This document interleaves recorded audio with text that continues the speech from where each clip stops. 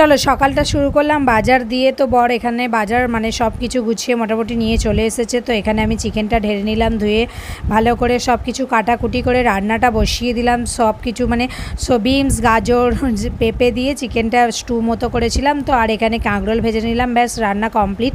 গরমে আর বেশি কিছু রান্না করতে পারছি না, যা প্রচণ্ড গরম পড়েছে। তো এখানে তারপরে মাঝখানে বর তালশাঁস ছাড়িয়ে দিল, খেয়ে নিলাম। নিয়ে তো এখানে স্যালাডটা কেটে তারপরে লাঞ্চ করতে বসে পড়লাম। গরম গরম ভাত, কাঁকরোল ভাজা আর চিকেন স্টু দিয়ে তিনজনে মিলে জমিয়ে লাঞ্চটা করে নিলাম। তারপরে আর গরমকাল মানে তো আম তো খেতেই হবে প্রত্যেকটা দিন। তো তারপরে আম কেটে নিলাম, দুজনে মিলে খেয়ে নিয়েছিলাম আমি আর ছেলে। বর যেহেতু ডিউটি বেরিয়ে গেছিলো, তো বিকেলে এখানে ছেলেকে দিয়ে দিলাম ছাতু। ও তো ছাতু খেয়ে যা অবস্থা ওর কী বলবো। তারপরে চলে গেলাম জিমনাস্টিকে, ওকে ছেড়ে দিয়ে বাড়ি চলে এসেছিলাম। এসে একটু তড়কা আর ওদের জন্য পরোটা করলাম। আর আমি খেয়েছিলাম জল ঢালা ভাত, চপ কিনে নিয়ে এসেছিলাম। আর কে কে জল ঢালা ভাত, চপ, কাঁচা লঙ্কা, পেঁয়াজ দিয়ে খেতে ভালোবাসো জানাবে।